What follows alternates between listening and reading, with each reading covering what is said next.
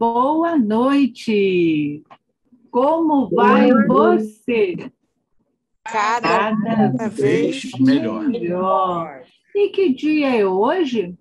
Hoje é o primeiro dia da minha nova vida. Esse é o cumprimento de todas as reuniões do amor exigente. Mas é preciso sentir com sinceridade que o hoje é um presente que recebemos todos os dias para estarmos cada vez melhor. E assim trilharmos pelos caminhos da vida com mais força, fé e alegria. Bem-vindos a Domingueiraí. Esta reunião está sendo gravada e o arquivo ficará disponível no site da FEAE, da Federação de Amor Exigente, e também no YouTube.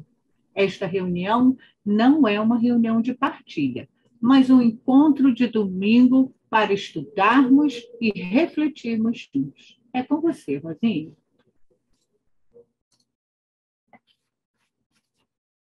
Boa noite a todos. Você já sabe até o que eu vou falar, né? Sejam muito bem-vindos à nossa Domingueiraí. Muito bom a gente estar aqui nesse encontro, esse encontro que não dá para dar um abraço assim pertinho, né? De olho no olho, mas é uma forma da gente se sentir juntos. E eu queria mostrar para vocês, ó, eu estava esperando chegar na casa da Lu e do Ederaldo, ó. Agora a gente tem a nossa canequinha da Domingueiraí, que juntos somos mais fortes, né, Lu? E eu fiquei Isso muito aí. assim, fiquei com essa ideia. Minha vizinha aqui de Friburgo faz essas coisas, e eu falei, tem que mandar uma canequinha lá para a Lu e para o Ederaldo, agradecendo a eles por eles estarem aí nessa Domingueiraí com a gente, né, firmes e fortes, todo domingo aqui, para a gente ficar cada vez melhor. Então, a gente sabe que o Amor Exigente é um programa de auto e mútua ajuda, é um programa de qualidade de vida, é um programa que eu falo em todas as reuniões, que salvou a minha vida e vem salvando muitas vidas. É um programa que diz para a gente que nada muda se eu não mudar. É um programa que eu aprendi com a Sônia Lopes, que é um programa que a gente faz um eu novo, né? A gente começou esse ano, mas não adianta a gente querer um ano novo se a gente não fizer a mudança na gente.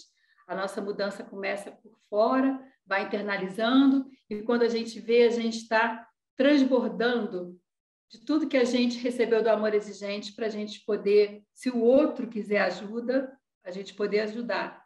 Entenda bem, se o outro quiser ajuda, né? Porque a gente também não pode atropelar. Neubi Brigagão, que foi presidente do Amor Exigente, escreveu o livro Mostrar Caminhos, ele já dizia que a gente só pode mostrar caminhos, né? A gente não pode andar pelo outro. Esse programa de qualidade de vida, que está pautado em 4 pilares, nos nossos princípios básicos, que são os comportamentos, nos nossos princípios éticos, que são os valores, 12 de cada um, na nossa espiritualidade pluralista e a responsabilidade social, que faz a gente parar de olhar só para o nosso umbigo e ver que existe ao nosso entorno, a nossa família, os nossos amigos, a nossa comunidade, né? A sociedade em que a gente vive e o mundo. E o mundo está precisando muito de amor exigente, né? Muito do que diz a nossa oração. Serenidade, coragem, para a gente poder mudar o que a gente pode mudar, mas muita sabedoria também. E com muita sabedoria, a gente convidou o pastor Fábio para estar com a gente aqui hoje.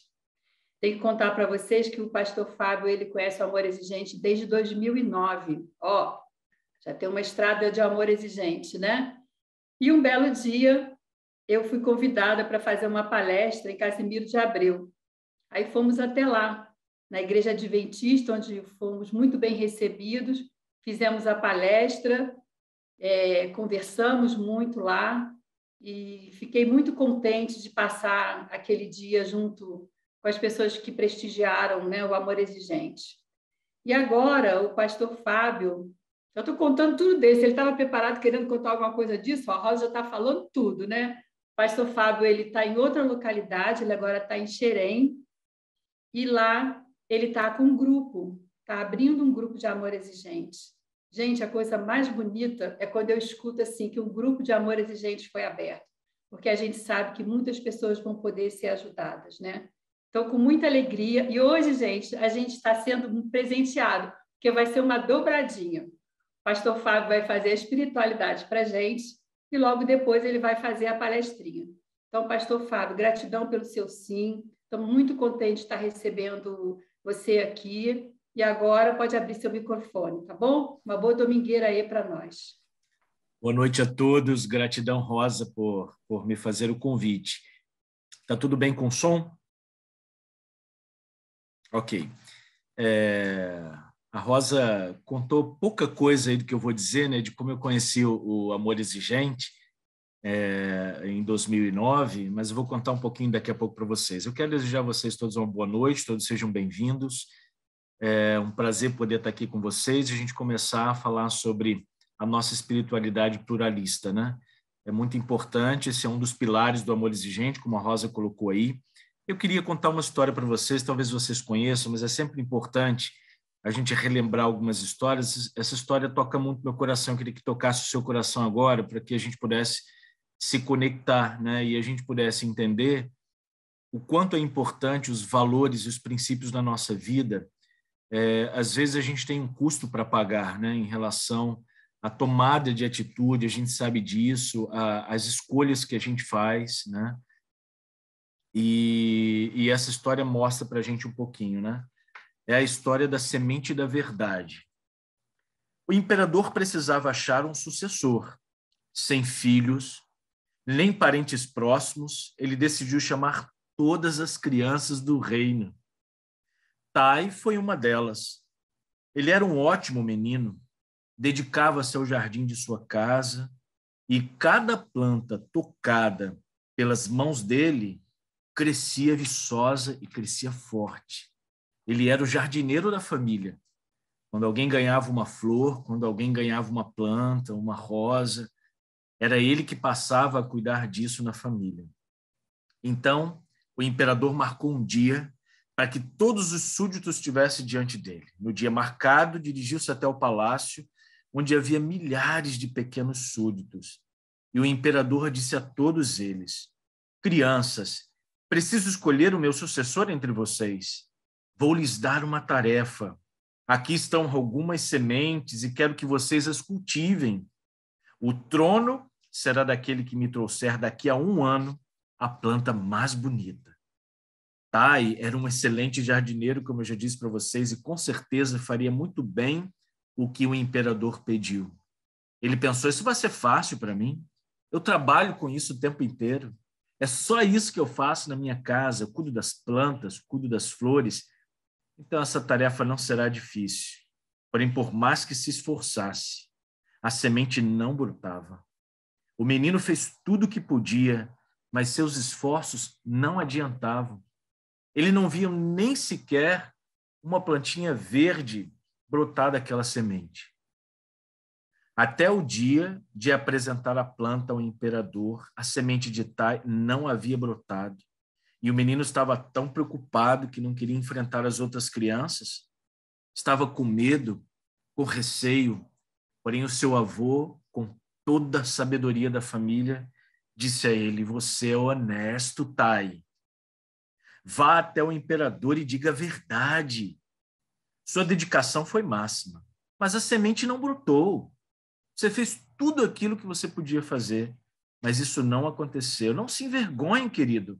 Apenas explique o que você fez, pois devemos sempre agir com honestidade, buscando a felicidade, sem que a nossa alegria faça alguém infeliz. Tai obedeceu ao avô e foi ao palácio. Entrando, ao chegar lá, ficou assustado, pois era a única criança que não levava consigo uma belíssima planta, uma belíssima flor. O imperador chamava as crianças e examinava os vasos. Ele não sorria e nem esboçava contentamento nenhum. O imperador pegava aqueles vasos nas mãos, cada vaso mais bonito que o outro, cada planta mais viçosa que a outra, e as flores lindas, coloridas, mas ele não esboçava nenhum sorriso.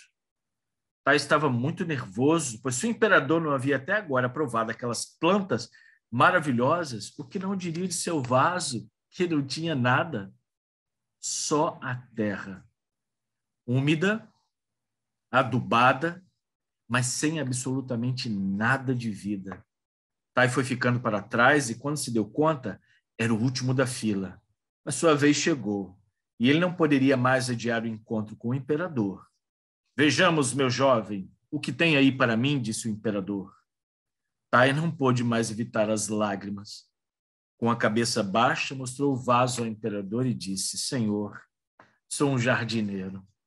Eu faço isso todos os dias. E uma das minhas virtudes em minha sociedade, em minha família, é a perseverança. Eu nunca desisto de nada. Mas por mais que eu tenha me esforçado, a semente não brotou. Meu avô ajudou a pensar sobre o que fazer e optei a dizer a verdade. Contar meu esforço e pedir-lhe perdão. Então o imperador pega aquela criança no colo e diz: não se envergonhe, criança. Você fez o certo. A sua grande virtude foi dizer a verdade, pois eu havia queimado todas as sementes e nenhuma poderia germinar. Portanto, você foi o único de fato plantou a semente da verdade. Essa história nos ajuda a entender algumas coisas de como que funcionam os nossos relacionamentos em família e nossos relacionamentos também em sociedade. Faz a gente pensar qual é o nosso papel diante da sociedade, de situações que a gente vive tão desafiadoras. E o que a gente vai fazer? Mostrar a nossa honestidade, dizer a verdade. O nosso desafio é grande, mas a gente precisa fazer isso. Essa história nos ajuda a pensar em como a gente se conecta, né, com o nosso poder superior e recebe dele os valores que a nossa vida tem. Algumas vezes a verdade não é tão bonita assim, quanto uma flor, uma planta viçosa, mas a gente precisa encará-la com coragem e vencer os grandes desafios que a vida apresenta para cada um de nós, né? Que a gente possa ser como uma planta viçosa, né? Mas que, acima de tudo, a gente tenha os princípios e os valores, a honestidade, a verdade, a perseverança, né? A vida nos apresenta medo muitas vezes, mas se a gente optar pelos valores e pelos princípios, a gente chega onde a gente quer chegar. A gente chega onde a gente precisa chegar. Essa foi a nossa espiritualidade de hoje.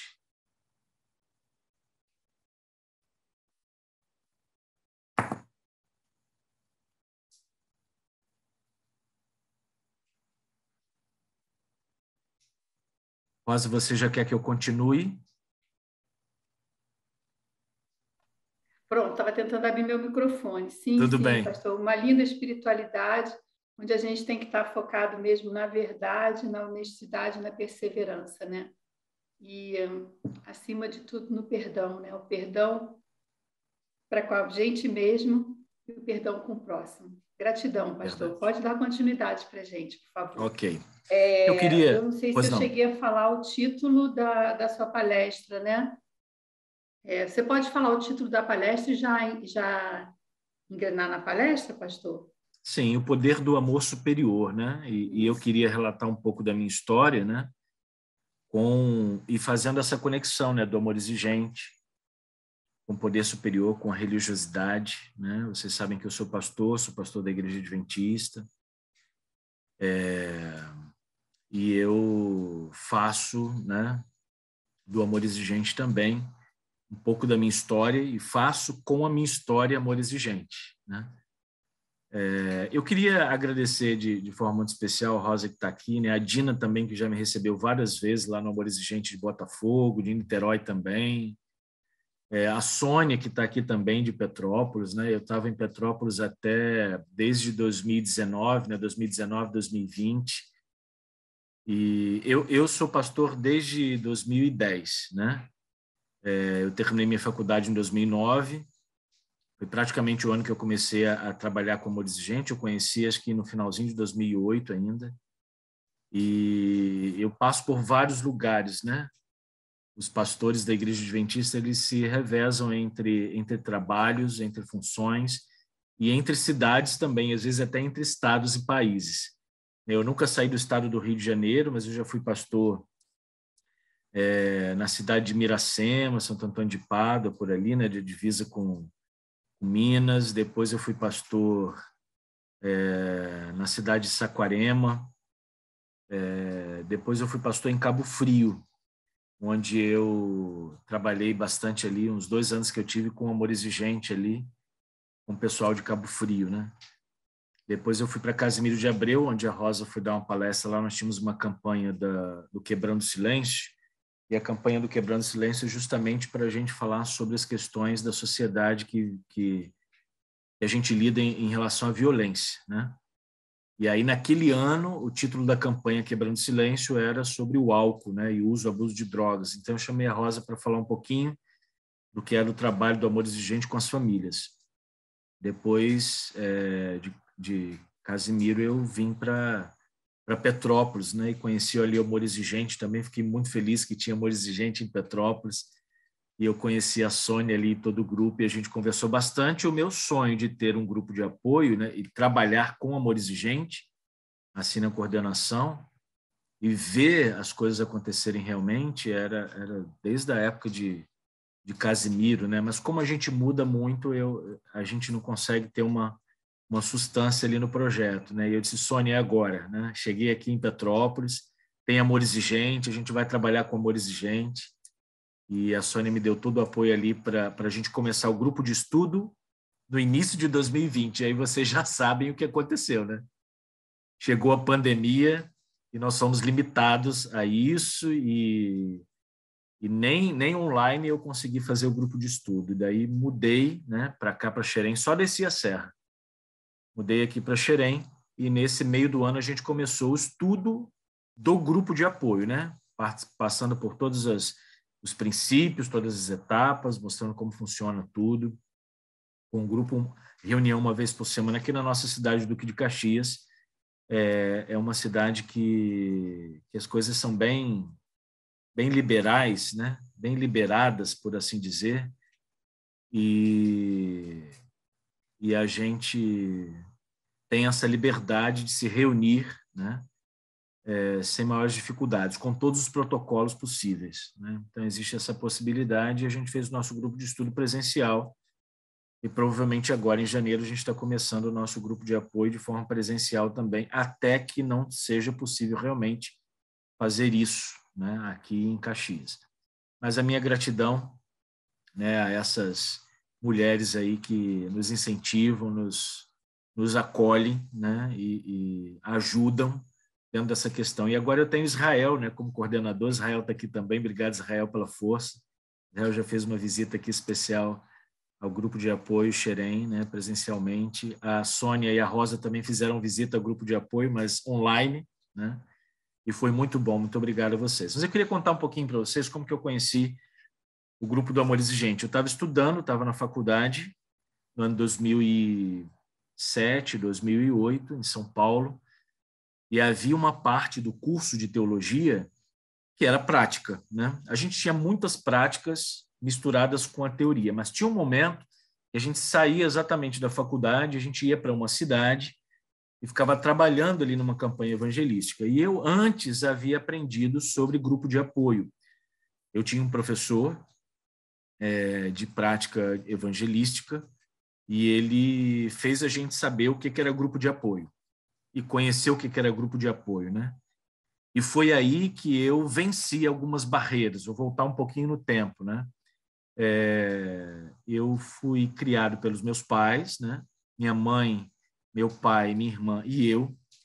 E desde que eu me entendia por gente, eu conhecia o meu pai, gostava da minha família, mas o meu pai tinha uma doença. Ele era dependente químico.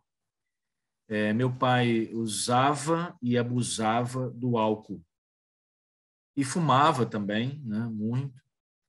E eu vivi uma boa parte da minha vida assim, né, vivenciando essas questões dentro de casa, questões relacionadas à violência, incompreendendo tudo isso, até que algumas pessoas diziam assim, vocês precisam procurar um grupo de apoio para ajudar, ele precisa do AA, né?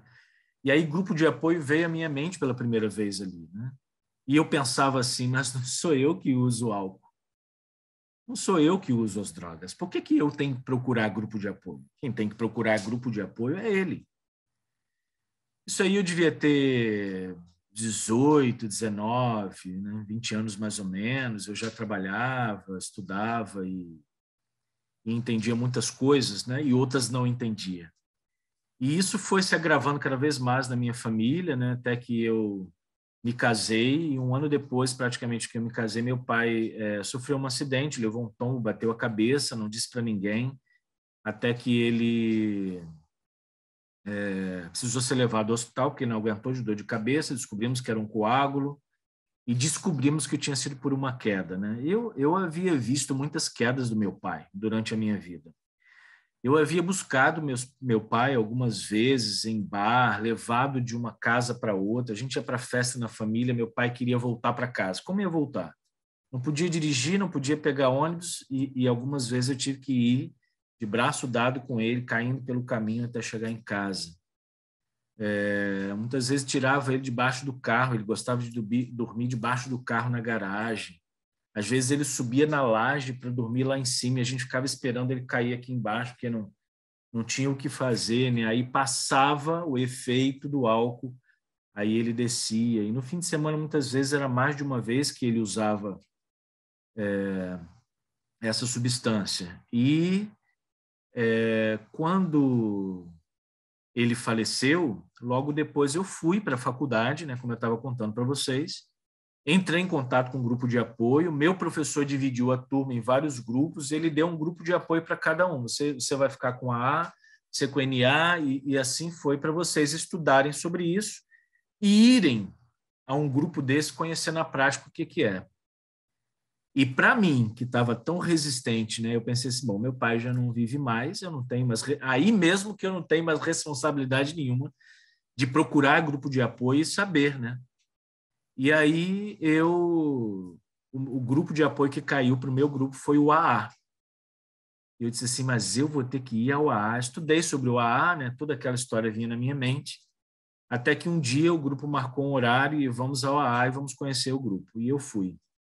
E dali em diante eu nunca mais quis deixar de participar de um grupo de apoio. Eu percebi quanto tempo eu perdi por não ter entendido o quanto era importante o grupo de apoio para a minha vida, para a minha família, e assim eu fui desenvolvendo. Quando eu fui, em 2008, para a prática, assim que eu cheguei na cidade de Sorocaba, eu vivia na cidade de Artur Nogueira, eu estudava Engenheiro Coelho, tudo isso é região de Campinas, viu? E depois fui fazer a prática na cidade de Sorocaba. E quando eu cheguei lá, eu disse assim, eu tenho que procurar um grupo de apoio. Eu tenho que procurar um grupo de apoio, porque eu vou levar as pessoas para a igreja, eu vou convidar as pessoas para estudar a Bíblia comigo, mas e se eu for estudar a Bíblia com alguém que tem problemas com as drogas? Eu preciso apresentar a elas o grupo de apoio, eu vou apresentar o poder superior, eu vou apresentar a fé, né, a comunhão, e Deus vai me usar para eu mostrar o grupo de apoio para essas pessoas. E aí eu fui em busca de alguns grupos de apoio por perto de onde eu estava morando, até que um dia meu cartão do banco bloqueou, porque eu estava usando num lugar completamente diferente de onde eu vivia, e eu precisei ir ao banco desbloquear o cartão. E eu fui desbloquear o cartão no banco, entrei na fila com a minha identidade, tinham 3 atendentes, uma fila, e a fila foi andando, eu cheguei num atendente. Quando ela pegou minha identidade, era uma senhora, e ela disse assim, você é do Rio de Janeiro? Mas o que você está fazendo perdido aqui em Sorocaba, em São Paulo? Eu expliquei para ela que eu era aluno, né?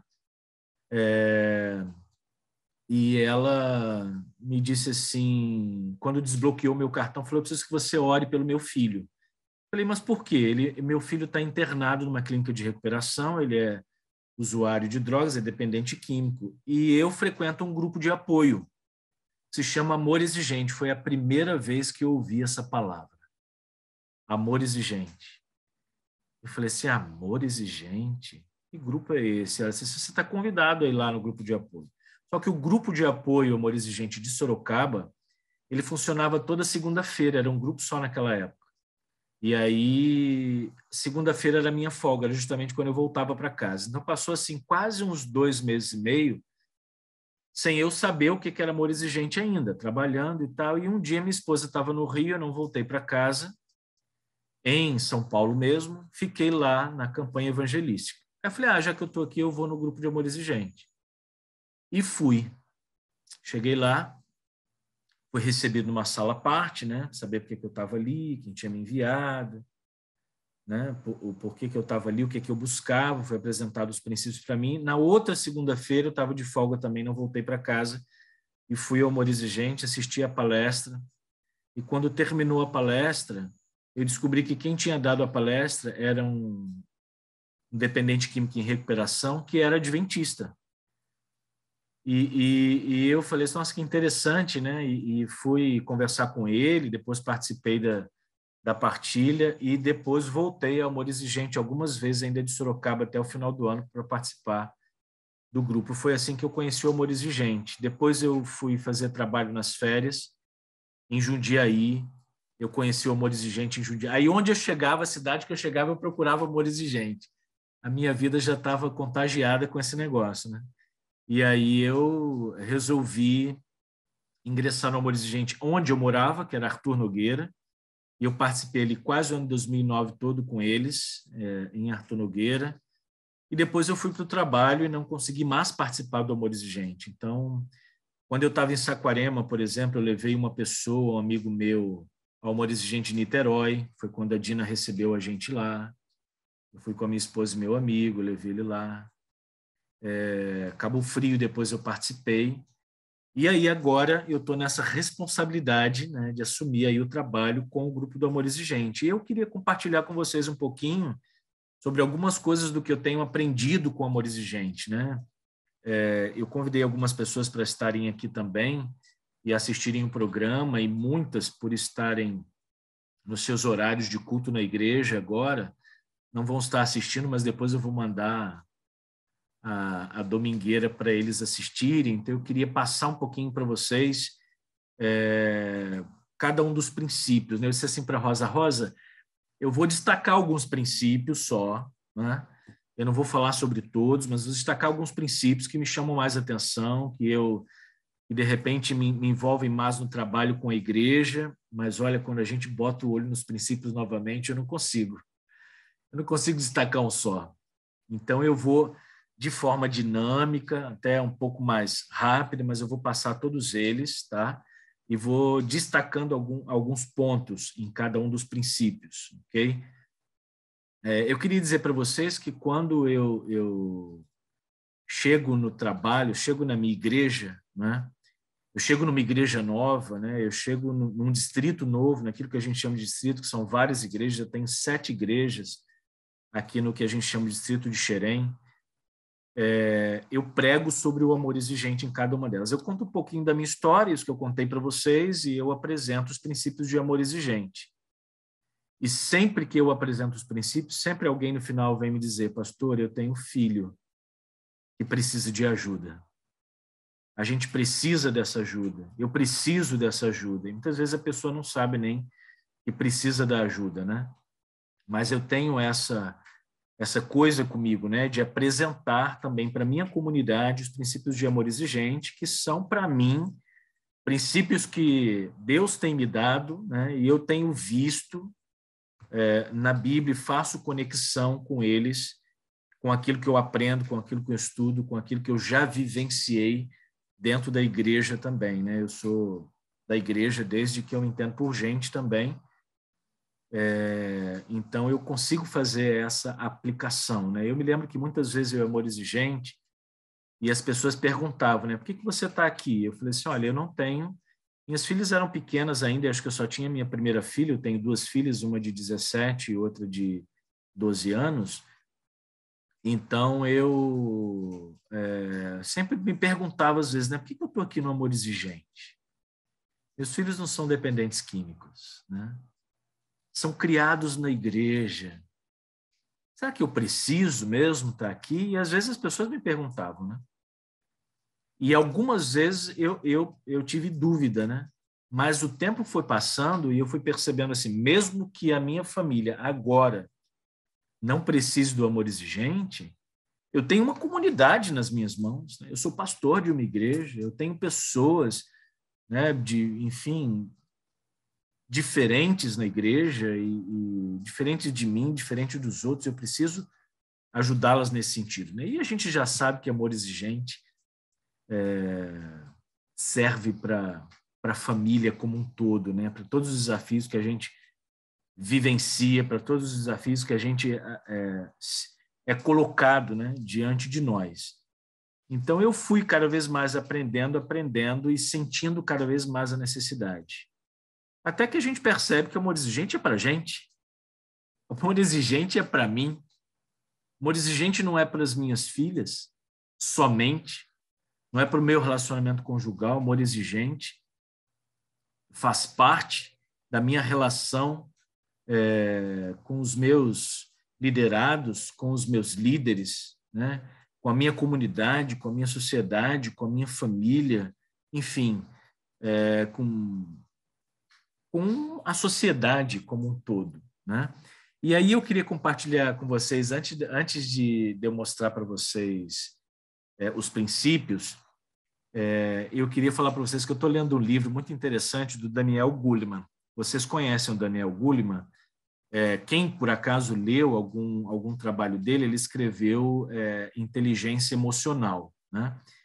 E é um best-seller, muitas pessoas têm, leram, e ele escreveu um livro, foi publicado recentemente também, que se chama Inteligência Social, a ciência revolucionária das relações humanas, de Daniel Goleman. Eu ganhei esse livro no meu aniversário, que foi agora no final do ano, e eu li uma coisa que me chamou muita atenção e eu fiz conexão com o amor exigente, obviamente. Ele diz aqui assim, olha, na introdução do livro, o que ele vai trabalhar é inteligência social, e ele trabalha a inteligência social a partir do cérebro social, aquilo que ele chama de cérebro social. Ele diz assim, olha, nossas interações sociais desempenham um papel relevante na remodelação do nosso cérebro por meio da neuroplasticidade, o que significa que experiências repetidas esculpem a forma, o tamanho e o número de neurônios e suas ligações sinápticas. Ou seja, nosso cérebro tem uma plasticidade, né? Se eu estou falando aqui para alguém que é dessa área, da área científica, da área da neurologia, vai saber isso.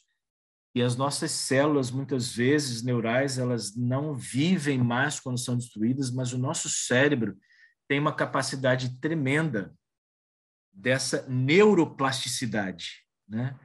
Então, isso vai acontecer com a gente, sim, quando a gente passa por alguma situação desafiadora, que a gente acha que não vai conseguir vivenciar aquilo, como foi a história, né, da espiritualidade, né? O Tai achava que não podia ir lá apresentar e dizer a verdade para o imperador, mas ele conseguiu fazer isso. E aqui diz assim, ao conduzir repetidamente o cérebro a determinado registro, nossos relacionamentos mais importantes podem, aos poucos, mudar uma circuitaria neural. O que ele está chamando aqui de circuitaria neural? O nosso cérebro faz um circuito. Aqueles que usam as drogas e abusam das drogas, ou abusam das pessoas, ou manipulam as pessoas, têm um circuito no seu cérebro. Nós que, por nossa vez, às vezes somos, né, levados a alguma situação, nós também temos um circuito no cérebro. Mas, se nós exercitarmos a nossa compaixão, se nós exercitarmos a nossa espiritualidade, o que ele está dizendo aqui é que o nosso cérebro tem essa capacidade plástica de vivenciar outras situações e mudar o circuito, certo? Ele diz assim, com efeito, conviver diariamente com pessoas que nos magoam e enfurecem, ou com quem nos acalenta ao longo dos anos, pode moldar o nosso cérebro. Aí você diz assim para mim, mas a maioria das minhas relações foram relações de abuso, a maioria das minhas relações magoaram a minha vida, me enfureceram, me tiraram da minha sobriedade. Sim, eu estou dizendo para você que o seu cérebro é tão plástico que se você começar a pensar diferente, viver a partir dos princípios que a gente apresenta aqui, você vai começar a viver uma nova vida. O circuito da sua mente vai ser alterada. E ele diz assim, olha, essas novas descobertas revelam que nossos relacionamentos exercem sobre nós impactos sutis. E aí a gente pensa até no princípio, né? O relacionamento dos pais afeta os filhos e os filhos, o relacionamento dos filhos afeta os pais, né? O comportamento dos pais afeta os filhos, dos filhos afeta os pais. Olha como a gente pode usar isso para o bem, né? Como a gente pode usar o nosso comportamento para causar uma plasticidade, por assim dizer, no cérebro de outras pessoas e mudar esse circuito acostumado com as coisas erradas, né? Acostumado com princípios errôneos. Então, dizer assim, essa notícia pode ser indesejada para pessoas cujos relacionamentos tendem a ser negativos, mas o mesmo achado, né, ou seja, a mesma descoberta, também aponta para as responsabilidades reparadoras de nossas conexões pessoais em qualquer momento da nossa vida. Tá, eu vivenciei situações na minha família, né, como eu citei aqui para vocês, eu vivi durante muitos anos, a minha infância, a minha adolescência, a minha juventude, ali naquela situação. Então, eu vou dizer assim, não, meu cérebro fez esse circuito, então agora eu também vou usar drogas, então agora eu também vou seguir esse elo, esse ciclo da minha família. Não, eu não vou, eu não preciso, porque eu sei que cientificamente o meu cérebro tem essa condição de fazer isso aí, né? Então, eu vou usar isso a meu favor. Ele diz aqui, portanto, o modo como nos conectamos com os outros tem uma importância inimaginável. E eu queria que você entendesse, a partir disso e a partir dos princípios que você vai ouvir aqui agora, que as nossas relações humanas têm um poder inimaginável. E o poder superior tem um poder inimaginável. E a gente pode usar isso para ajudar a vida de outras pessoas a se conectarem aos valores da vida, aos princípios da vida, aos princípios éticos, à religiosidade pluralista e à responsabilidade social que todos nós temos. Querendo ou não querendo, nós temos um cérebro social. É o que Daniel Goleman fala aqui e trata e traz nesse livro dele de descobertas, né?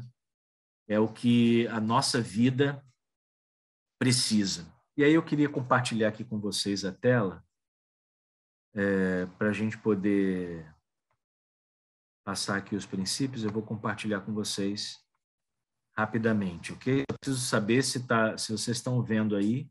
Eu vou ampliar a tela aqui, ok?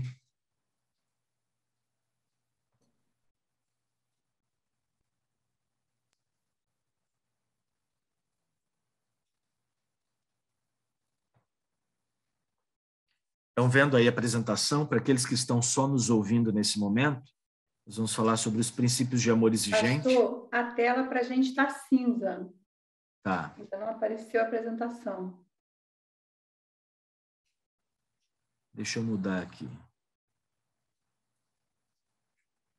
O Zoom, às vezes, a gente tem que entrar, a Lu estava me explicando isso, tem que entrar 1 ou 2 vezes para a gente poder conseguir colocar a tela. O interessante seria você já colocar a tela no modo cheio, né, antes de você compartilhar. Entendi, vou fazer isso. É isso, Lu? Não sei se eu estou explicando direito. Aprendi, sabe com quem? Com a Dona Mara. Outro dia a Dona Mara estava me ensinando isso. Aprendizado a todo tempo, né, gente? É. Aprendizado a todo tempo. Deixa eu ver se eu consigo aqui agora. Vê aí se vocês estão vendo. Sim, tá ótimo. Estamos vendo. Tá ok, então é isso aí. Então a gente vai falar um pouquinho sobre os princípios. E aí a gente tem o primeiro princípio, né, que são raízes culturais, que é um princípio identificador, que vai fazer a gente pensar em tudo aquilo que a gente traz, né, para a nossa vida, que ele diz assim, o problema dos pais, o problema dos filhos, tem as raízes culturais, né? Então, quando eu fui vendo a minha história, eu fui pensando assim, eu tenho essa atitude porque eu tenho alguém que me ensinou a ter essa atitude, né? Ele diz assim, a família é uma organização social ativa que responde aos estímulos positivos e negativos da sociedade. Mas a gente não precisa engolir tudo aquilo que está à nossa volta como cultura, né? A gente precisa questionar, refletir, pensar antes de entender que aquilo precisa fazer parte da minha vida, ou que eu vou tirar aquilo da minha vida. Eu precisei fazer isso muitas vezes na minha vida e faço isso até hoje. É isso aqui eu quero, isso aqui eu não quero. Então, o nosso trabalho é nesse princípio, né? Tentar entender que a sociedade e a cultura que está na sociedade nem sempre nos estimula a fazer as coisas certas, a tomar as atitudes certas, né? Preciso lembrar que princípios de integridade moral e ética, eles são imutáveis, né? Antes era ser, fazer e ter. Agora o mais importante é você ter, não importa como você vai fazer, se sobrar alguma coisa de você, que é o ser, aí você tira uma foto lá, faz um selfie e coloca no Instagram, né, na sua mídia, um sorriso, porque você passou por todas essas etapas, né? Ele diz aqui, olha, o respeito, a compreensão e o amor devem nortear os nossos relacionamentos com o mundo. Então, eu preciso entender que tem uma cultura que faz parte da minha vida e que eu passo essa cultura de geração para geração. Qual é a cultura que você quer passar para os seus filhos, né, para a próxima geração? Eu não tenho filhos, eu não sei nem o que eu estou fazendo aqui, assistindo essa palestra. Não, mas você é responsável pela próxima geração. Não importa se você tem filhos ou se você não tem filhos. Você conhece alguém da próxima geração. E você pode influenciar essas pessoas. O segundo princípio, ele é humanizador. Por quê? Ele vai dizer que os pais também são gente. Quantas vezes a gente pensa que nós somos super-heróis, né? Eu pensava assim, olha, contando a minha história para vocês, eu pensava assim, meu pai é dessa forma, então quando eu tiver os meus filhos, eu não vou fazer isso. Quando eu tiver o meu trabalho, eu não vou agir dessa forma. O meu pai, ele nunca tirava férias. Ele vivia para o trabalho e ele nunca tirava férias. E eu sentia aquilo, né? Então, eu dizia assim, eu quando tiver meus filhos, eu quero tirar férias, mas muitas vezes eu me pego no meio das férias também, trabalhando. Então, o princípio diz assim para a gente, os pais são humanos e são apenas pais, não são super-heróis. Eles não vão se tornar perfeitos quando eles se tornarem pais. Eu pensava isso. Quando eu via a minha raiz cultural, eu dizia assim, não, essa raiz eu não quero. Essa raiz não vai estar na minha vida. Mal sabia eu que a raiz já estava lá. Eu precisava entender essa raiz para agir diferentemente com essa raiz, né? Nós, pais, devemos assumir tranquilamente as nossas limitações, as nossas fraquezas, consciente de que em nossa função de pai, na nossa experiência, errando, acertando, vivendo ou não, o amor exigente, nós somos insubstituíveis, né? Então, geralmente, os filhos pensam assim, eu podia estar em outra família, né? Eu podia ter outro pai, eu podia ter outra mãe. Não, são esses mesmos que o poder superior colocou aí nas suas mãos. Então, essa é a sua família, essa é a sua raiz. Vamos trabalhar e mudar as coisas, né? O terceiro princípio, ele é protetor, porque ele vai falar do quê? De recursos. Quais são os recursos que estão nas minhas mãos? Recursos físicos, econômicos, recursos emocionais. Hoje em dia, um dos maiores recursos que a gente tem nem são os recursos econômicos, os recursos físicos, são os recursos emocionais. Né? E toda essa questão que a gente está vivendo em sociedade, no que diz respeito à pandemia, mexeu muito com as nossas emoções. Né? Então, o recurso faz isso. Ele pede para que a gente avalie e a gente conheça os nossos princípios. Às vezes, a gente esgota tanto um recurso que a gente nem sabia que tinha aquele recurso. A gente só vai saber que aquele recurso era um recurso quando ele não existe mais, né? Então, ele diz assim, aprenda a dizer não. Como isso é difícil para a gente muitas vezes, né? Isso é difícil para mim. Primeiro dizer não para mim, depois dizer não para os outros, né? Ensine o respeito aos próprios limites, o amor, a maturidade, a disposição dos pais vence a rebeldia dos filhos. E aí aqui tem um dos conceitos de educação mais bem trabalhados, elaborados e colocados para nós, né? Ele diz assim, lembre-se, educar bem os filhos é tirar de dentro deles o melhor que tem a oferecer. Olha, nossa sociedade, a nossa cultura, a nossa raiz diz que é dando, né, que se recebe, é a gente depositando nos filhos coisas, né, e situações que a gente vai ter filhos bem educados. Não, mas é tirando de dentro deles aquilo que eles têm de melhor a oferecer. Quantas vezes eles podem oferecer coisas boas, mas a gente está querendo ocultar isso, né? Fazê-los entender deveres e responsabilidades, levando em conta que eles aprendem facilmente a obter direitos e vantagens. Nós nascemos assim já. Nós já nascemos cheios de direitos e vantagens. Isso não é ruim. Só que a vida não é feita só de direitos e vantagens. A vida também é feita de deveres e responsabilidades. A gente precisa entender isso. Para a gente ter direitos e vantagens, basta a gente nascer. Mas para a gente ter deveres e responsabilidades, tem que sentar, tem que ensinar, tem que educar, tem que dizer não, tem que pôr limite. Enfim, dá trabalho, né? Fazer um homem dá trabalho. Educar uma criança dá trabalho, não é tão simples assim. O quarto princípio, ele é valorizador. Ele valoriza quem? Ele valoriza os pais, valoriza os filhos, porque ele diz que pais e filhos não são iguais. Os pais precisam ser pais para que os filhos possam ser filhos. O pai é guia, orientador e legislador. Olha aí o que nós somos na sociedade, né? E quem é amigo ou gosta muito de alguém que é legislador ou que vai apresentar leis para ele, né? Tem hora para chegar, tem hora para sair, com quem vai, com quem não vai, o que está assistindo no celular e tal. Então, esse é o papel do pai, né? Dos pais, dos tutores. Deve conduzir o filho criando regras que sejam respeitadas e que vão prepará-lo para enfrentar o mundo. Nós estamos pregando aqui autoritarismo, o princípio diz. Falamos de autoridade de adultos coerentes, competentes, que querem o melhor para o desenvolvimento completo da personalidade do filho. Estamos tratando da disciplina ministrada por pais que dirigem um lar com firmeza, sabedoria, buscando proteger e orientar o filho, alicerçados em valores éticos e morais nos quais ele acredita. Pode ser que os valores morais que você acredita não são os mesmos valores morais que eu acredito, mas os princípios, eles precisam ser os mesmos. Os princípios são os mesmos, né? Então, aqui no princípio 5, que é o libertador, ele vai falar sobre a culpa, né? Parece que essa palavra não combina muito bem com a outra, né? Mas a culpa torna as pessoas indefesas, paralisa e impede toda forma de ação. Quantas vezes a gente já não sentiu dessa forma? Para resolver um problema, uma situação inaceitável, a gente precisa se libertar de todo tipo de emoção negativa. Eu tenho experimentado isso no meu grupo, as pessoas têm chegado, né, com um sentimento de culpa. O que eu fiz, né? Eu fiz para vivenciar essa situação, o que eu fiz? Mas a gente precisa tirar isso dos nossos ombros, né?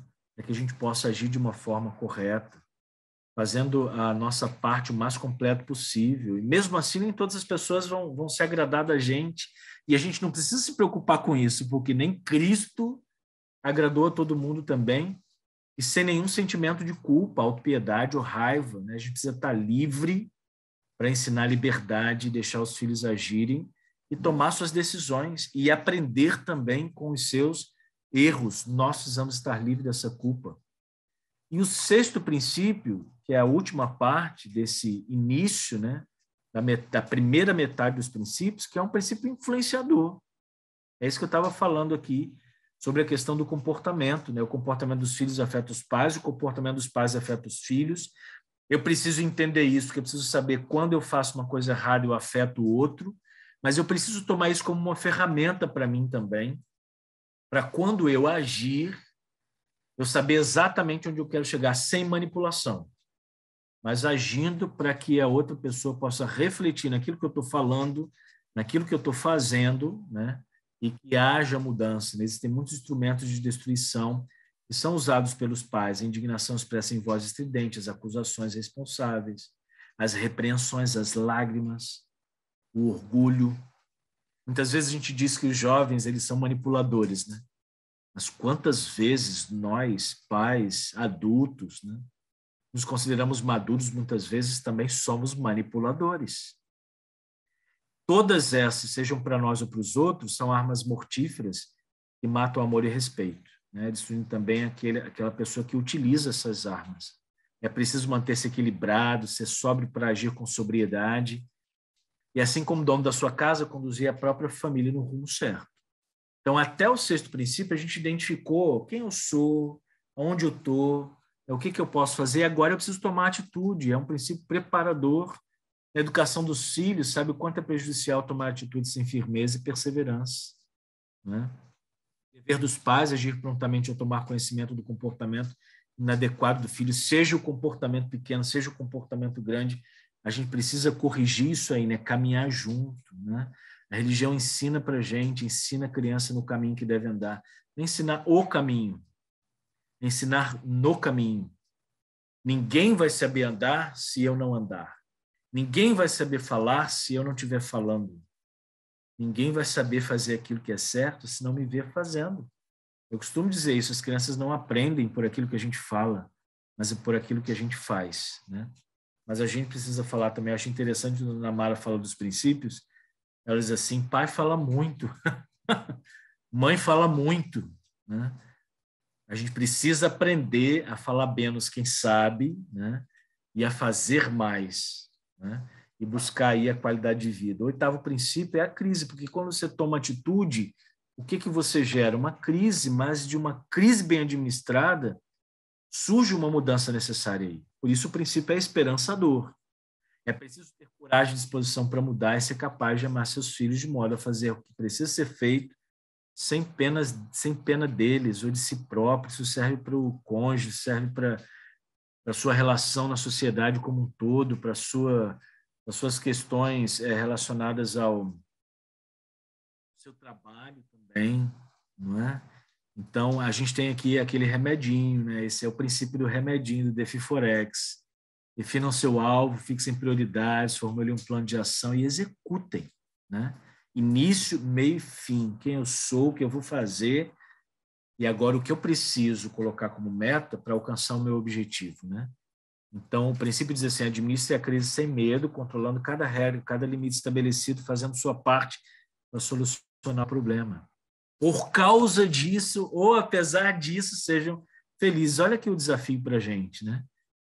Mas a gente precisa disso aí, né? A gente precisa viver e deixar os filhos viver e experimentar as consequências daquilo que eles fazem. A gente não dá para controlar, né? Isso aí tudo, né? Os pais controladores são prejudiciais à qualidade dos filhos, né? Muito problema que a gente tem na sociedade hoje vem desses pais que são controladores. O amor exigente não ensina você a controlar, ensina você a dar limite, né? E fazê-los aprender com as situações. Não é depois assim, bem feito, disse que eu não disse para você? Não é isso. Não é isso. É apresentar o princípio e é dizer principalmente o que você está vivendo aqui. E aí o grupo de apoio, que é o princípio apoiador, né? Sozinho sem compartilhar a troca de experiências, os pais se sentem perdidos e amedrontados, né? Por isso a gente precisa se unir em grupo, as nossas histórias também, né? Eu costumo dizer na minha igreja, a igreja é um grupo de apoio. E as pessoas chegam aqui precisando de ajuda e elas vão continuar durante muitos anos precisando de ajuda, e mesmo que elas aprendam a ajudar outras pessoas naquilo que a gente chama de discipulado, sempre a gente vai precisar entender que é importante a gente fazer parte de um grupo de apoio. Então, eu valorizo muito isso aí, né? Oferecer alternativas diferentes, encorajamento através do generoso relato da experiência de cada membro, né? Eu sei que você faz isso, eu também faço quando ouço alguém dizer, nem que seja 1 minuto no grupo de apoio, eu agradeço pela generosidade daquela pessoa que apresentou, né? Qualquer coisa que a pessoa conte da sua vida é generoso para o grupo, é importante para o grupo, é grande para o grupo, porque o grupo vai aprender, não é? Nessa partilha. O 10º princípio, que é um princípio cooperador, que vai falar da cooperação como sendo a essência, né, da família. Poupar, impedir os filhos de fazer alguma coisa, mesmo que seja pequena dentro de casa, é fazer com que lá na frente você se mate de trabalhar quando você já não tem mais recursos físicos para isso. Da cooperação, o princípio diz assim, que nasce a afetividade entre os membros da família, né? É o germe da cidadania. Você quer formar um cidadão, você tem que dizer para ele que ele tem que começar cuidando dos brinquedos. Quais são as primeiras atividades das crianças? Quando elas têm noção do que estão fazendo, né? Brincar. Então, vamos brincar com esse brinquedo, vamos guardar esse brinquedo, vamos arrumar esse espaço aqui, né? Então, é bem de pequeno que a gente ensina isso aí, né? Ele diz aqui, olha, assim sendo, os filhos só terão direitos a reivindicar quando, com postura madura e séria, se tornam membros cooperadores do grupo familiar, né? Então, assim, os filhos reivindicam tantas coisas, né? As pessoas reivindicam tantas coisas. E você sabe, né? Eu sou pastor, eu trabalho na igreja e muitas vezes a gente enfrenta desafios familiares, desafios físicos, desafios organizacionais, enfim, vários desafios, né? E eu gosto muito quando as pessoas vêm apresentar os desafios para mim, mas que apresentam já com uma resposta. Olha, pastor, a gente tem esse desafio aqui na igreja, mas eu queria dizer para você que eu acho que a gente deveria trabalhar dessa forma. E se você precisar da minha ajuda, eu estou aqui para te ajudar. Olha isso, né? Isso é que é uma cooperação. Mas tem gente, muitas vezes, que diz assim, pastor, tem um problema para resolver aqui na igreja, tem um problema para resolver na minha família, né? Tá, e o que você vai fazer, né, como um grande cooperador da tua família para ajudar a resolver isso aí? É preciso pensar, né? A gente tem o 11º princípio, que é o princípio organizador, e que ele vem trabalhar com muitas questões, né, que a gente tem aí em relação à sociedade. Aquilo que não se aprende em casa, a vida ensina duras penas, dura para os pais, duras penas para os filhos também, né? Então, ele diz assim que a gente deve ordenar e organizar com verdadeira disciplina o rumo que queremos dar à nossa vida. Lembra que lá atrás ele disse assim, que você tem que ter os seus valores. Você tem que ter os seus valores morais da sua família. Quais são os seus valores? Onde você quer chegar com a sua família? Né? Então, é isso que ele está dizendo aí, né? Que rumo a gente quer dar à vida e à vida da família? E a gente tem que começar por pequenas coisas para chegar às grandes mudanças, né? Seu filho não pediu para nascer. Eu já falei isso. Mas você também não pediu para que ele fosse como ele é. Né? Então, vocês foram colocados aí um na vida do outro e não foram colocados um na vida do outro para se destruírem. Aqui ele diz assim, o amor exigente, ele não expulsa os filhos de casa. Não existe essa proposta. A proposta não é essa, é a escolha do filho viver ou não os valores da família, viver ou não os princípios daquela família.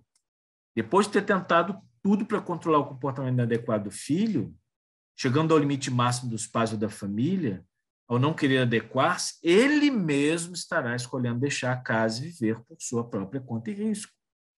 Então, isso acontece muitas vezes. Eu me lembro quando eu estava lá em Sorocaba, eu estava num grupo de apoio, numa das primeiras reuniões, eu vi uma partilha assim, uma senhora que vivia, né, em casa com seu esposo idoso, tinha um filho na idade jovem, já adulta, e que não tinha hora para chegar, era dependente químico e que, quando chegava, sempre mexia nas coisas de casa, procurando o que comer, eles tinham que acordar e fazer a comida e tal, e o coordenador do grupo sempre orientando a ela, né?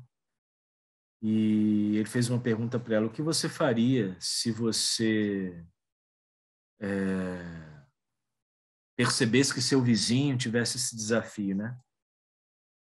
E aí ela disse que um dia, ela disse assim, olha, eu só tenho uma alternativa, eu tenho que trocar a fechadura da minha casa, se eu não quiser que ele entre mais, mas ele vai chegar, ele vai começar a gritar no portão, ele vai começar a xingar, ele vai começar a querer quebrar tudo, e vai querer. E aí ele disse assim: e se a senhora ouvisse que alguém tivesse na casa ao lado fazendo isso, qual seria a sua atitude, né? Claro, uma atitude extrema, porque você já seguiu vários passos, mas talvez você ligasse para a polícia para vir ver o que está acontecendo ali, né? Na sua própria casa. É um desafio muito grande, né? Mas eu ficava pensando naquilo, eu falava, nossa, mas precisa ter um amor fora do comum, né? Que só pode ser o amor exigente. Então, aqui ele está falando isso. Você vai seguir vários passos até que você chegue nesse passo extremo, mas lembrando que a escolha não é sua. que é a escolha de quem assumiu essa escolha. Aí eu queria compartilhar com vocês, antes da gente ir para o 12º princípio e terminar aqui, uma história, né, um relato, né, de um dos livros, né, que a gente estuda, que se chama Orientação da Criança. Ele está até aqui, é da autora Ellen White. No livro Orientação da Criança tem um capítulo que fala sobre passos extremos, que é isso que a gente está falando aqui no 11º princípio, né? Ellen White faz uma orientação, eu sei que está pequenininho, mas depois eu vou destacar a parte que eu quero que vocês ouçam, porque aqui ela está dando uma orientação a alguns pais, e ela fala assim, alguns pais com descendentes de amor fácil temem exercer completa autoridade sobre seus filhos, desgovernados, para que não fujam de casa. Então, alguns pais fazem algumas coisas ali porque querem os filhos sempre ali, porque vão se sentir abandonados. Seria melhor alguns fazerem isso do que permanecerem em casa para viver sob generosidade concedida pelos pais e, ao mesmo tempo, pisar toda a autoridade, tanto humana como divina. Se você vê o texto lá embaixo, ele está na Evening Herald, que era um artigo que ela escrevia, em 13 de junho de 1882. Ela já orientava os pais dessa forma. E como que ela orientava? Ela dizia assim, olha, você vai dizer assim para o seu filho, meu filho, se você determinadamente prefere deixar a casa, obedecer leis justas e próprias, nós não impedimos. Você julga achar o mundo mais amigável do que os pais que de você têm cuidado desde a infância. Você deve aprender por si mesmo que está enganado. Foi tudo isso que a gente falou aqui em relação ao exigente, que os filhos muitas vezes precisam aprender por eles mesmos. E aí ela diz assim, quando quiser voltar para a casa paterna, estiver sujeito à autoridade, será bem-vindo. As obrigações são mútuas. Enquanto tem o alimento, o vestuário e o cuidado paterno, está, por sua vez, sob a obrigação de submeter as regras do lar e a disciplina sadia. Minha casa não pode ser poluída com o mau cheiro do fumo, com a profanação ou com a embriaguez, né? De acordo com os princípios morais daquela família. Desejo que os anjos de Deus venham ao meu lar. E ainda ela dá essa orientação aos pais. Olha o tempo que isso foi escrito, tempo que isso foi dito à família, né? Tempo que isso foi colocado aí na sociedade, né? Então, a gente percebe que são passos extremos que muitas vezes a gente precisa dar, mas que muito antes a gente já deu outros passos, já alertou, já falou, né? Já fez o filho entender o que está sendo colocado ali, né? E o que o pai pôde dar. Eu olhava para o meu pai e dizia assim, por que eu estou nessa família, né? Por que eu não tenho outro pai? Por que eu não tenho outra família? Por que eu não moro em outro lugar? E aí, muito tempo depois, eu tive que refletir. E meus pais só puderam me dar aquilo que eles tinham. Aí eu vou prestar atenção na educação que os meus pais tiveram. E aí eu tenho uma grande surpresa. Qual é a minha grande surpresa? Que os meus pais, mesmo na limitação deles, fizeram muito. Eu preciso reconhecer isso. Eu preciso ter esse senso de gratidão também, não é?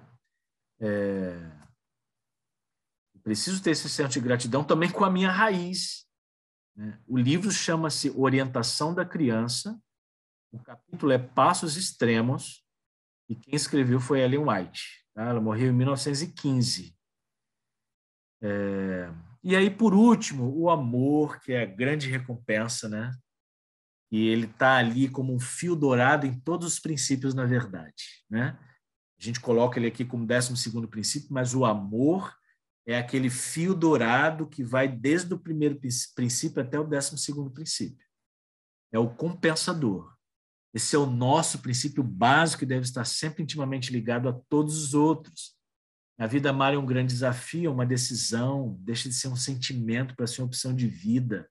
E aí aqui a gente tem um grande, belíssimo conceito do que é amar. Amar é ajudar o outro a ser a pessoa certa para ele mesmo e para o mundo onde vive. Quando a gente pensa em amor, muitas vezes, eu não estou julgando você, mas estou falando talvez de mim mesmo, o amor, eu tenho que pensar em mim, né? o amor. Quem me ama? Quem não me ama? É como me ama. Se me ama, vai fazer o quê? Não. Aqui o princípio do amor exigente diz que amar é ajudar o outro a ser a pessoa certa para ele mesmo primeiro. Não para mim. Para o mundo onde ele vive, a sociedade, né? É um amor aberto, traduzido em gestos e atitudes de querer o bem do outro. O verdadeiro amor tem compromisso com valores maiores do que a satisfação dos desejos, né? Então é importante a gente pensar sobre isso e entender que o amor aos desejos não é amor, e não é amor exigente, né? O amor exigente é esse aqui que a gente está falando, né? E para encerrar, a essência do amor exigente, né?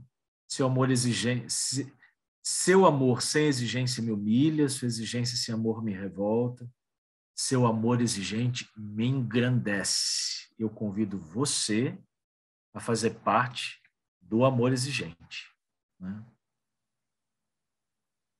É isso que eu queria compartilhar com vocês. Um pouquinho da minha história, um pouquinho dos princípios. Deus abençoe a cada um de vocês. Gratidão, pastor, gratidão. Nossa, estou assim, emocionada, sem palavras. Como é bom, voltei um pouquinho no tempo, lembrei de Cabo Frio, do casal lá, né? Isso. De Cabo Frio agora também, onde a gente se encontrou lá.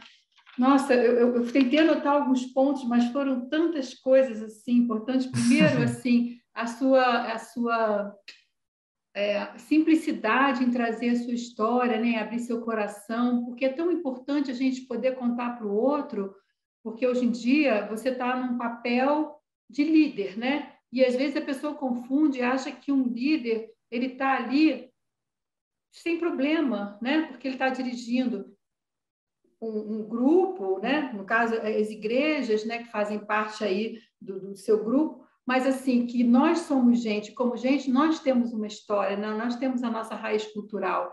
E como foi importante, eu fico pensando assim, né? Ai, tão bom se todo mundo pudesse ter esse insight que o pastor teve, de estar numa fila do banco e alguém falar sobre isso, de viver, né? Situações difíceis na família, mas entender que o amor exigente começa em primeiro lugar sendo para a gente, né? Eu lembrei muito quando a gente esteve em Casimiro de Abreu, vai fazer quase uns 5 anos, eu acho, que eu me lembro da historinha da mochilinha da sua filha, que na época devia estar com 7 anos, não sei, né? Que aí depois você comentou sobre a mochilinha que ela chegava da escola, né? E não estava guardando a mochila no lugar certinho que teria que colocar. Então, como que o amor exigente também traz a prevenção, né? E como que, às vezes, a gente ouvindo a outra pessoa coisas que você já sabia, porque é tão bom, assim. Os princípios, nós que estamos frequentando amor, a gente já conhece, mas o mágico é a gente ouvir o que a gente já conhece com outras palavras, com quem está vivenciando, né? Então, de repente, aquele alerta que eu me lembro da mochilinha da sua filha. E aí eu destaquei aqui algumas situações que falam sobre...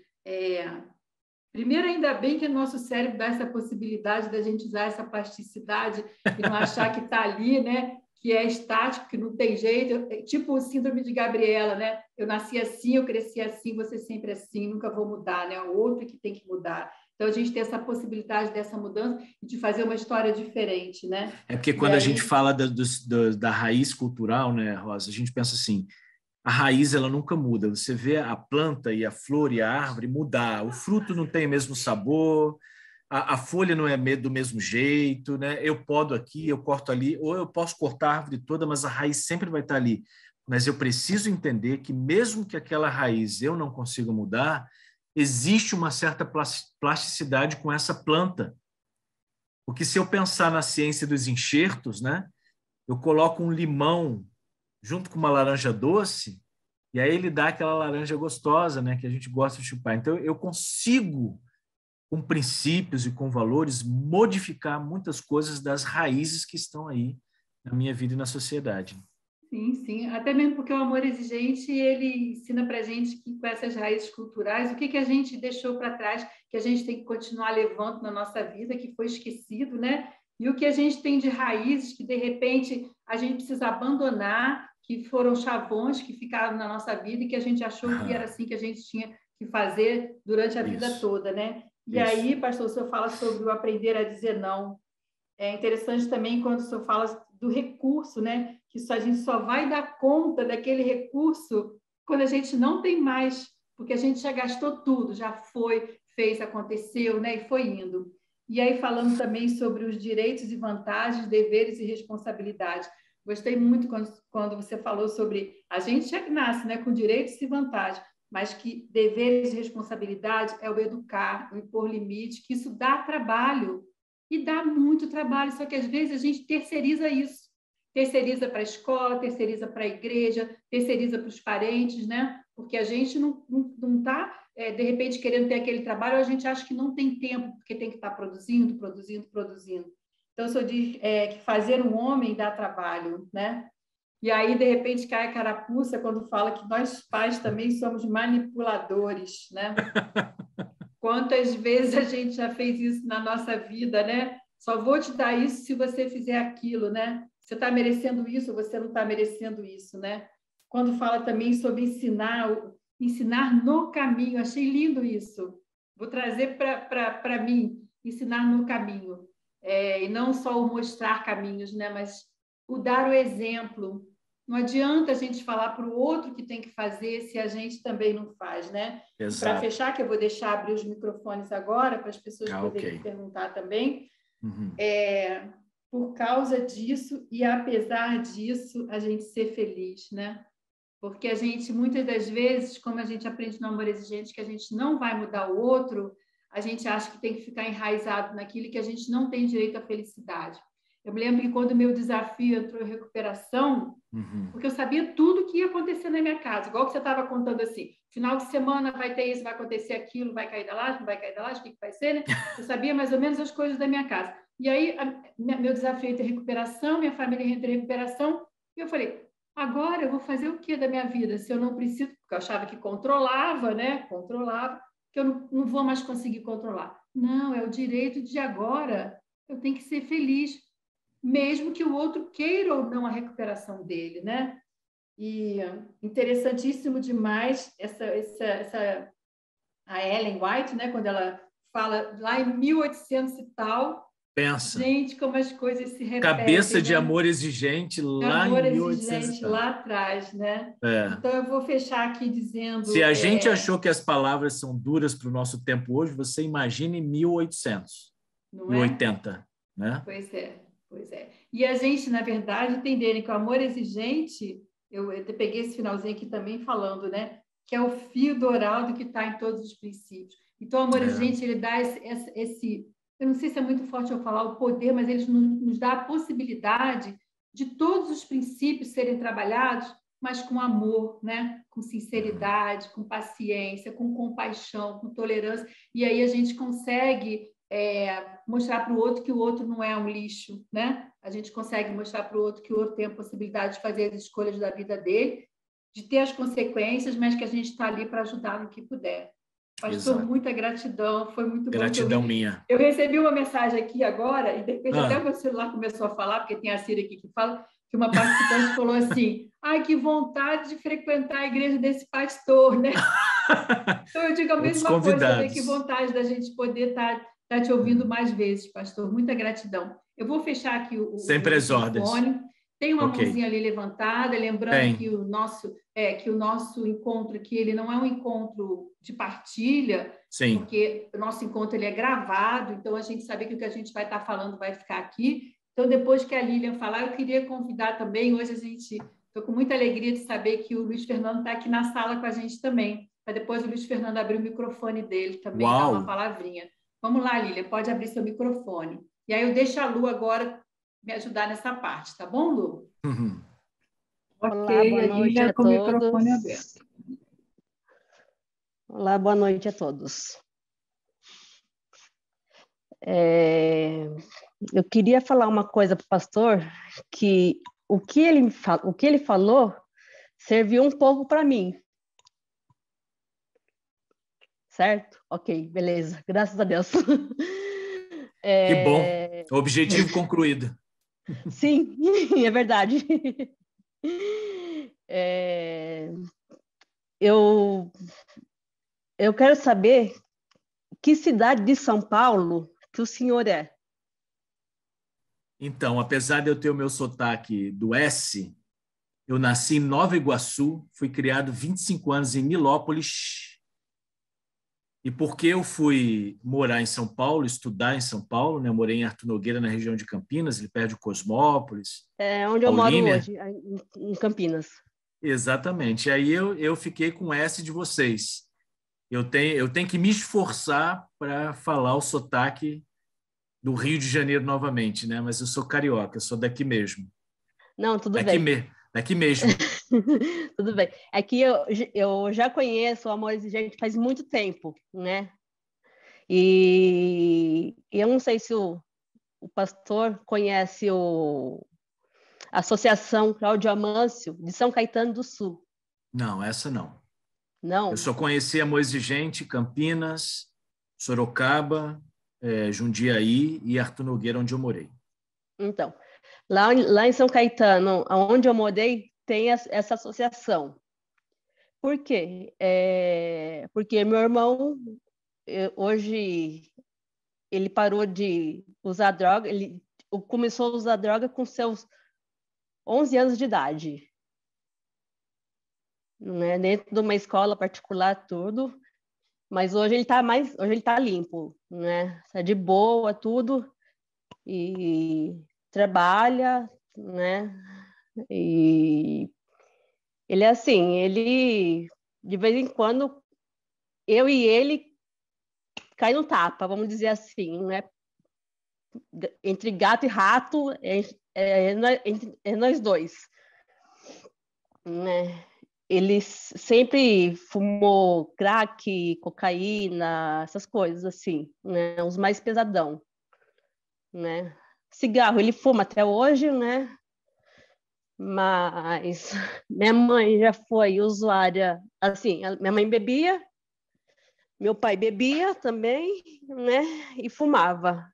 Morreu com seus 56 anos de idade, morreu novo, meu pai, né? Então, a gente, assim, a gente colocava o meu irmão, o Júnior, na associação, e ele sempre aceitava as reuniões, não é? Hoje, se eu falar para ele, vamos frequentar pela internet, ele fala, não, eu não quero mais frequentar reunião.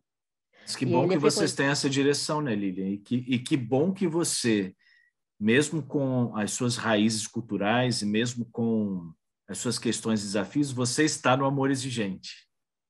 E você estava Sim. nos ouvindo hoje, né? Isso é importante. Sim, pastor. Obrigado aí pelas suas colocações. Você queria falar mais alguma coisa? Não, era só isso mesmo. Agora eu vou passar para o Luiz Fernando. Tá bom, ok. Tá Prazer bom? conhecê-la. Prazer foi meu, pastor. Tchau, tchau. Querido pastor Fábio, agora fico mais tranquilo que posso chamá-lo tanto de pastor como de pastor. E assim, ampliar o nosso conhecimento e a nossa amizade sobre uma figura espiritualizada, uma figura estudiosa e uma figura que vivencia o nosso programa de Amor Exigente com tanta intensidade, vontade e alegria. Então, acolhê-lo, pastor, mais uma vez, agradecer pela sua estada aqui nesta domingueira aí, pela sua boa vontade em tornar-se voluntário deste programa e promover a abertura de mais um grupo de Amor Exigente que poderá salvar vidas, que poderá buscar levar esperança e também incentivar mudanças de comportamento. Agradecer também, talvez a maioria das pessoas possa não entender este agradecimento, mas agradecer a sua intervenção há tempos atrás, quando nos corrigiu carinhosamente num rumo que estávamos, como Federação de Amor Exigente,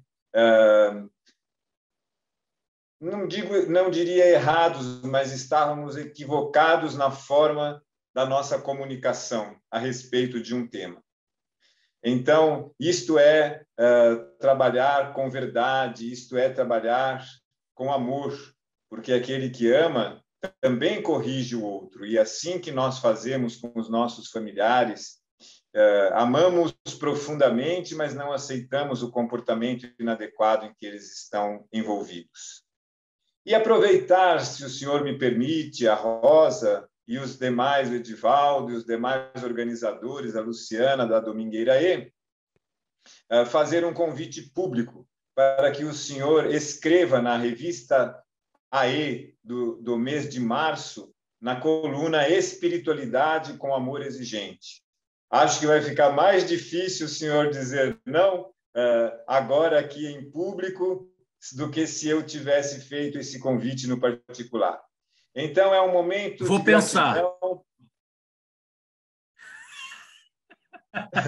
Um momento de gratidão e de enviar ao senhor, pastor, um forte abraço, um acolhimento como mais um membro voluntário deste programa lindo que eu amo tanto e que é tão importante para a minha vida e para milhões e milhões de brasileiros, uruguaios, argentinos e tantas outras pessoas de tantos lugares do mundo que têm aprendido a viver com amor exigente. Então, seja bem-vindo, continue voltando sempre e eu vou lhe mandar no seu WhatsApp particular o convite oficial para escrever sobre na nossa revista.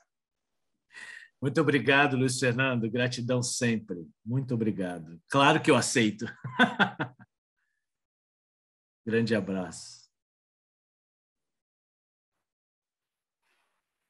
Então, eu não sei, Lúcia, a gente ainda tem alguma mãozinha levantada, mas antes do pastor ir para as considerações finais, eu queria falar para vocês sobre a nossa próxima Domingueira E. Nossa próxima Domingueira E, nós vamos viajar para Marília. É bom que a gente não sai de casa, mas a gente viaja para vários lugares, né? Assim, né? Vamos viajando pelo estado do Rio, depois vamos para outros estados, depois vamos para outros países, né?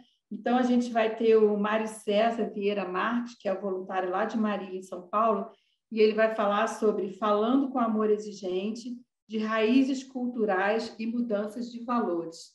Então, a gente espera vocês semana que vem. E, pastor, muita gratidão por estar aqui hoje e que a gente possa, né, depois que passar esse tsunami aí que está vindo para a gente, deve ser para a gente aprender muito, né? Eu aprendi outro dia com uma amiga lá do grupo a fazer o pote da gratidão, que é pegar um vidrinho e todo dia colocar alguma coisa que tenha acontecido de bom na vida, né? No meu dia, né? E aqui está chovendo direto, mas foi interessante que nesse primeiro dia que eu coloquei, eu agradeci por essa chuva, né? Porque a gente tem mania de dizer assim, tá calor, tá chovendo, tá frio, não sei o quê. Então, assim, a minha gratidão hoje, meu potinho vai ser pela sua presença aqui com a gente, pastor. Muita gratidão, tá? Muito obrigado. Grande abraço para vocês.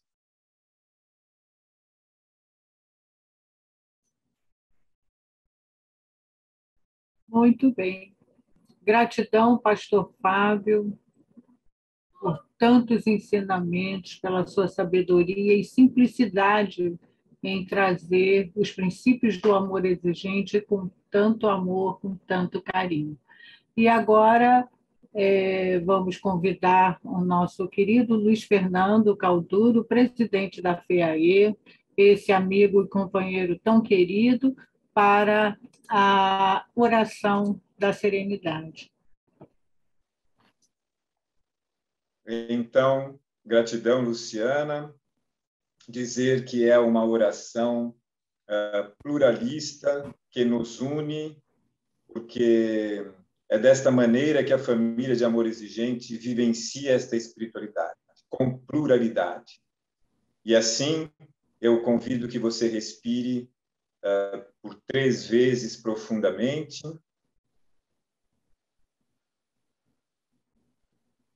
E repita comigo: eu seguro a minha mão na sua, segura minha mão na sua, para que no meu coração ao seu, é que aquilo que sozinho eu não fazer aquilo, possamos fazer aquilo garantir que eu não a posso serenidade necessária, Senhor, a serenidade necessária para para aceitar as coisas que não posso coragem para modificar aquelas que eu posso, modificar aquelas que eu posso, sabedoria, Subir uma das aquelas que não posso, sabedoria para discernir alegria.